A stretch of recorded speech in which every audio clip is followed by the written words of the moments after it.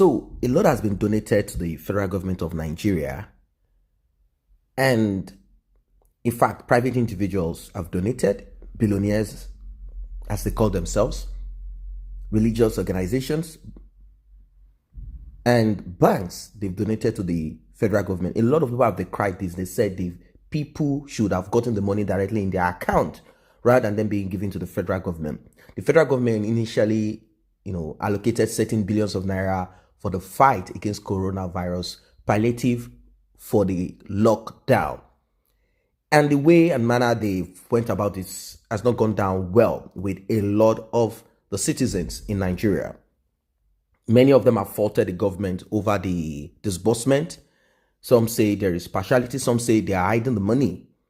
The European Union gave Nigeria 21 billion naira, and that is 50 million euros. And they have warned the Nigerian government that the money is donated to the poor. The head European Union delegation to Nigeria, and ECOWAS Ambassador Ketil Kalsin, has said that the 21 billion, 50 million euros donated to Nigeria by the EU is largely meant for the poor. The IMF recently exempted Nigeria from the poor countries. They included some other countries, but Nigeria is out of this. Now, the head European Union delegation, Ambassador Ketil Kalsin, said, that is why part of the 50 million euros we provided will also be for the relief and safety net for the most vulnerable people, internally displaced persons, the poor people that depend on the informal markets, the people that engage in day-to-day work to put food on their table, the elderly, the IDPs. These are the people that Boko Haram terrorists got them outside of their villages, their homes, and they are in the camps, internally displaced people. And these particularly vulnerable people are the center stage of our intervention, he said.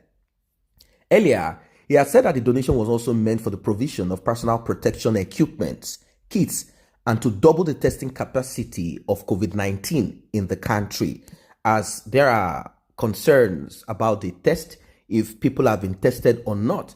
And now there are some mixed reactions as regards people that have malaria fever and people that have the COVID-19, as they have almost similar symptoms. Well, the test kits will actually show if it is real coronavirus or it is a false fever. That is why test kits have to be provided, and the test has to be done very, very quick.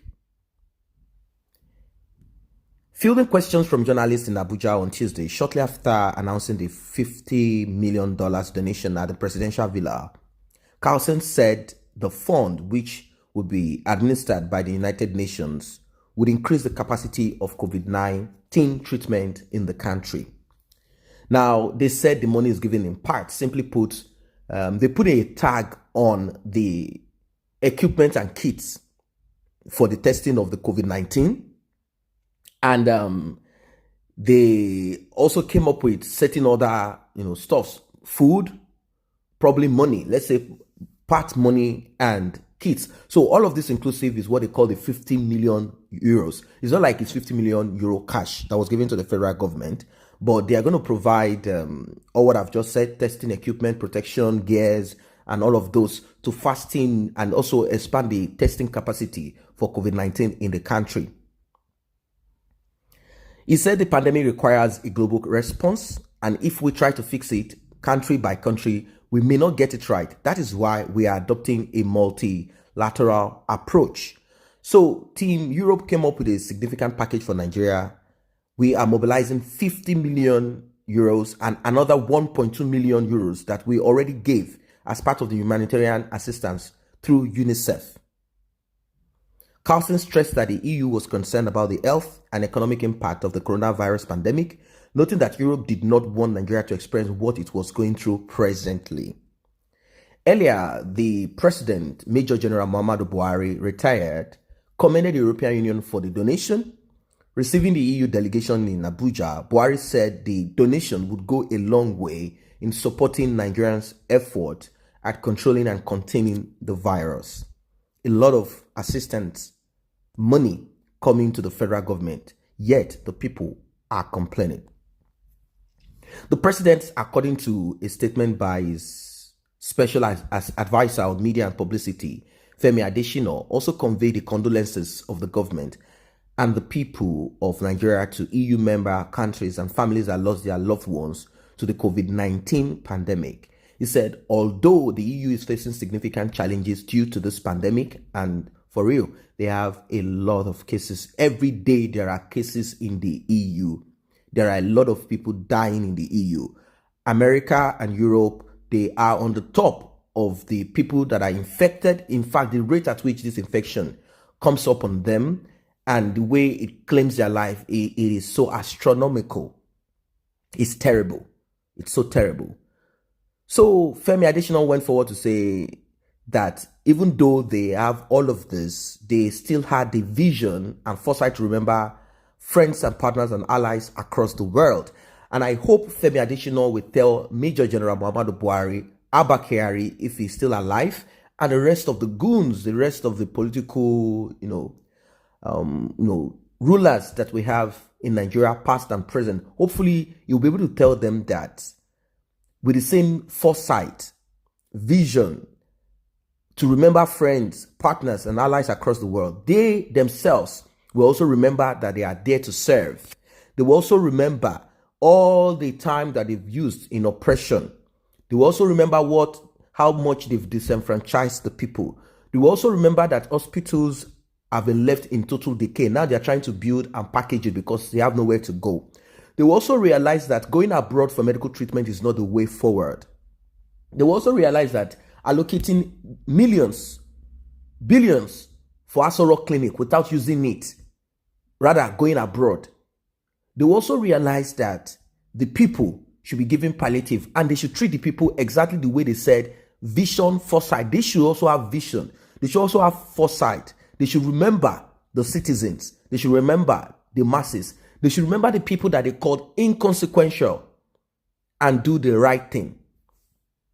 So in his remarks, Carlson described the donation channeled through the United Nations COVID-19 Basket Fund as the largest single contribution to the response in Nigeria so far and the largest support that EU is providing anywhere outside of Europe, meaning they gave a lot of money and, of course, equipment, not totally cash anyway. So they are the one that put a price on what they provided, such as the testing kit and the protection gear.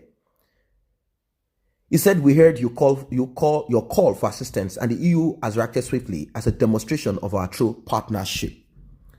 Now, I know that this will not go down well with a lot of people, but unfortunately, they said the money that has been disbursed to them should be monitored, and the sharing of the money to the citizens should be done.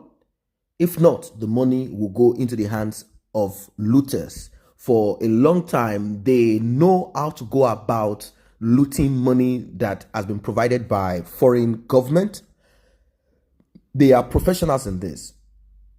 It is better that anyone that is donating money, any country, organization, EU, they should work with the bank and make sure it's transparent so that Nigerians or people will have money directly shared, transferred into their bank account. That is another way to get it. If not, this is just an opportunity. This pandemic is an opportunity for certain groups of people to make money.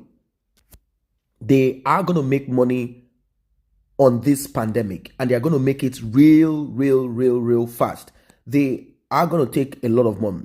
Right now, people are already complaining. They said 20 billion, or is it 2 billion Naira was given to Lagos State. People are still complaining. No one is getting what they need to get.